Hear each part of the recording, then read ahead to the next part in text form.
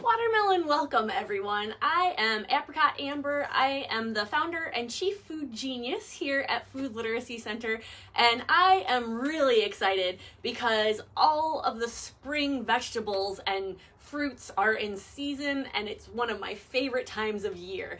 And today we are going to be working with asparagus, and this little vegetable is packed with amazing flavor. So I'm going to show you two ways that you can use your asparagus, and then we'll throw them both into one delicious pasta salad recipe. So first, let's talk a little bit about asparagus. I'm going to turn my induction oven or my induction stovetop on to get my pan warmed up a little bit here.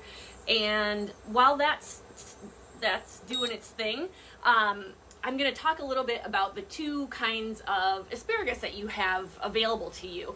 So at our farmer's market, which is where I bought these asparagus, you can get the thinner type of asparagus, or I have a couple examples here of this thicker asparagus. So they're just a different variety of asparagus, and flavor-wise, they're gonna taste the same. So they're both gonna be a little nutty, a little sweet, and the difference is that the thin asparagus is gonna be a little firmer, so it's gonna have a different mouth feel than this thicker one. And the thicker one is actually more tender than the thin one. So we're going to show you how to do, and of course you would use them differently when you're cooking with them because of the amount of tenderness. So the thick one's going to be great to throw on the grill because it's going to stand up to that high heat because it's thicker. You could also roast this one. Today I'm going to show you how to peel and eat raw asparagus, and then also how to saute. So for sauteing, we're going to use the little thin guys. They are great for stir fries and sauteing. So the thin one, first what you want to do, the ends of asparagus are what we call fibrous. That means that they can be a little woody and a little bit chewy. So we want to get rid of those. And the easiest and best way, the asparagus will tell you how to do it by just simply bending. You can see it is letting me know where it wants to snap off, and boop, you just snap it. So this is a great fun thing that you guys can all do in the kitchen together. And so you're going to take your asparagus pieces and you're going to pop off the more fibrous ends. My pan's getting nice and toasty, so I'm going to get going on my popping these off. You can also cut them, but you might end up cutting it too short. So see how long that fibrous end was? It's a lot longer than some of the others, and that's why the sort of the bending method works really well, because you know for sure you're not going to end up with that fibrous, that woody, kind of hard to chew. And see how short that one was? So that's why you let the asparagus tell you what it needs. All right, so allergies. I'm outside in my very pollinated garden. So now I'm just going to chop my asparagus into just shorter pieces, and I'm going to take some olive oil in my already hot pan. These induction stovetops get hot very fast. I'm going to turn it down a bit. So that's already heated. Now I'm going to take a bit of garlic that I've already minced and chopped up. All right, already sizzling and going. And you can follow along with me at foodliteracycenter.org/recipes. Now I'm going to take my asparagus that's all chopped up. I'm going to just let my garlic cook for 30 seconds. Now I'm going to throw in, and what we are looking for, it goes really fast. You are looking for the asparagus to turn from this pale to a brighter, and you can already see some of the pieces doing this. Whoop! You want it to turn, see how bright this one already is? I hope that you can see this on camera, because they literally go from pale to bright green. I actually will show you this compared to, so see sort of the paleness of that compared to this cooked one, and see how fast that happened. So hopefully you can see the color difference. You know, this is a little bit grayer green, and this is now super bright green, and that is how fast this cooking goes. You really are only cooking for just a few minutes And this pan got hot really quick because it's induction. So you're literally just looking for that bright green color, and hopefully you can see that difference. And that is literally all you have to do. And I think that is the most important thing to know about cooking with any green, really. So whether these were like a green bean or a pea or any kind of leafy green, this is really how quickly they cook. And they don't need much because you do want them to have a little bit of crunch in your mouth. I like these thin spears because I do like a firmer mouthfeel to my asparagus. So that's all the longer it takes. I'm actually turning this off now. My asparagus is done, and my garlic is beautifully browned, so it's gonna be a bit crunchy and crispy, which I also think is super delicious. So that's it. We have sauteed asparagus, and it's ready. I'm only gonna add like a bit of black pepper, because I like that. If you don't like it, don't use it. And then a little bit of salt for added flavor, and that's all you have to do.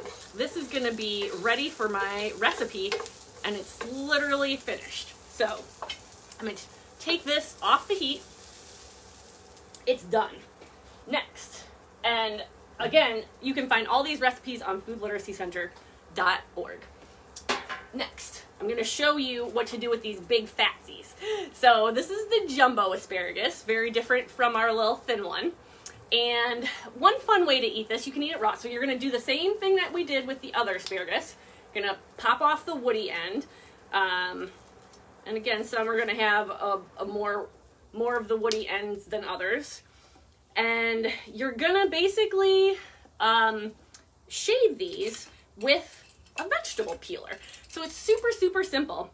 You're gonna hold on to the flower end, and you are just gonna peel with your vegetable peeler. I'll show you this.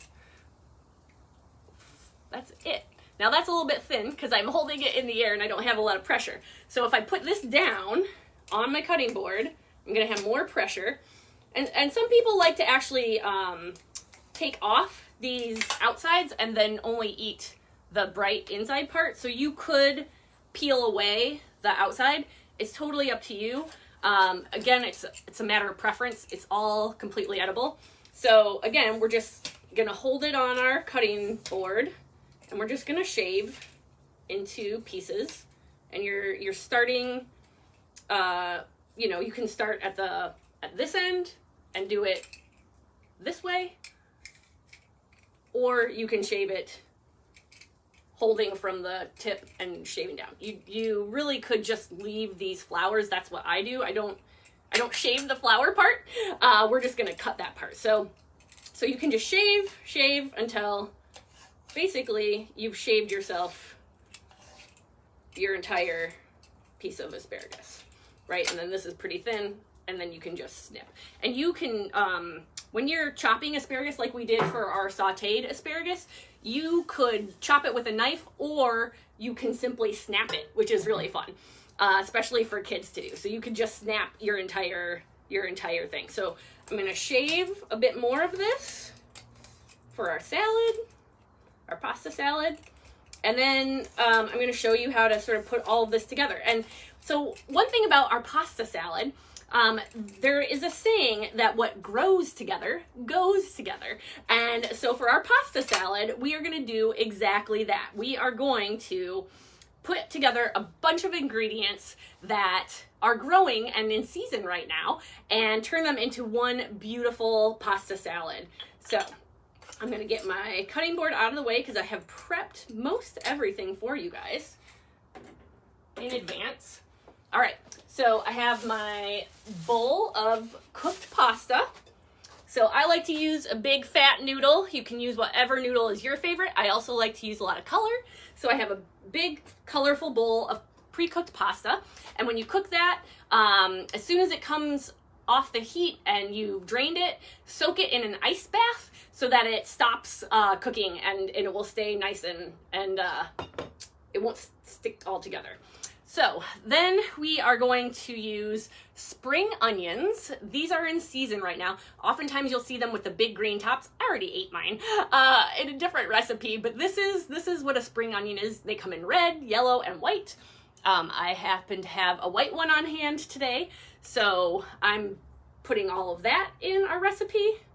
I'm putting all of the asparagus that I tucked aside, putting all of our yummy asparagus, including these flower tops, which I'm actually gonna just snap in half again. So we've got our shaved asparagus. We've got our, sticking to my cutting board, we've got our cooked asparagus. We're gonna add all that with our garlic. Oh, yummy. I will also just make this type of sauteed asparagus with the garlic, and I will add it to, for example, eggs or a burrito. So I like to keep this type of asparagus around. Another thing we're gonna add, carrots are grown almost year round out here in California, but that color, I want that in my pasta salad. So I'm gonna add carrot. I've got these beautiful snap peas that were also in season at the farmer's market. Irresistible. So I'm adding those. I'm adding those raw. You could blanch them, which is where you drop them into boiling water for like 30 seconds. Again, until they're that bright green color, kind of like what we did with the asparagus right now. Or raw. They're totally delicious raw. They're meant for snacking, right? I'm going to add olives, about a half a cup of those. I did a mixture of chopped green and black because I like that variety, but whatever is your favorite is the kind that you should use. I've got lots of dill. Dill is just, it's so fresh and in season right now, and I can't get enough of it, so lots of dill. I've got lots of fresh basil that's just starting to come out at markets, so I'm so excited for basil. I've got fresh parsley that I got at the farmer's market. Look at all of these beautiful herbs, you guys. And then I pickled my peppers from last year's summer garden, and I'm definitely using those, and I'm actually trying to get through them all now because I'm going to be growing more peppers soon, so I want to eat up my supply. And then lemons. My lemon tree is just bursting. So again, what grows together goes together. I like the fresh flavor of lemon zest with asparagus. I think it's amazing. So I'm gonna add lemon zest to this. And, you know, asparagus is just such a gorgeous vegetable. California is one of the top growers of asparagus, actually, in the country. There are 3 states. Michigan is another big asparagus grower. It's actually a vegetable that originated in Africa and in the Middle East. So there's a couple different varieties that we are still eating that originated from elsewhere in the globe. And aren't we lucky that it's been around over 2,000 years and we get to enjoy it today. It's just so gorgeous. I have a vinaigrette that I made last night for a salad that I ate with more of these great herbs that I got at the farmer's market. I just went to the farmer's market yesterday, so everything is so fresh right now. So my vinaigrette, just a very simple vinaigrette. Any vinaigrette will do. You want about a 3/4 cup of a vinaigrette. I got a lot of pasta in there. I did 12 ounces of pasta instead of 8 to 10, so I'm gonna put a little more dressing. And then we're just gonna mix it all up. Hopefully you can see all the amazing layers of color in there. And then we just mix it. It's such a simple, fresh way to eat all of these summer veggies and support our farmers. It's so important. And when we're buying local and when we're buying in season, it's actually fresher and it's more affordable, because when asparagus is in season, it's quite plentiful. If you're trying to buy it off season, say in the middle of winter, it's being shipped from somewhere very far away, or it's being grown in a greenhouse, probably also somewhere far away. And so it's not as easy to get. So you're gonna pay a higher premium price for that. Also, frozen vegetables are picked at the height of when they're in season, and so therefore also are a really good deal because they are packed with tons of nutrition, because they're picked, you know, at their peak, and then they're frozen. So they're a fantastic option if you like this type of recipe with the sauteed asparagus, using frozen is certainly a great option.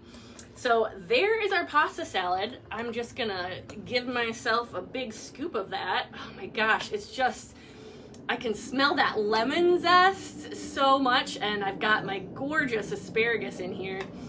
I'm so excited, you guys. Look at all the colors between my noodles and my asparagus. There's so much happening in this dish, and I hope that you will join me in enjoying thick asparagus and thin asparagus. Thank you so much for joining Food Literacy Center, and please make a donation so that we can continue to serve children in elementary schools by inspiring them to eat their vegetables.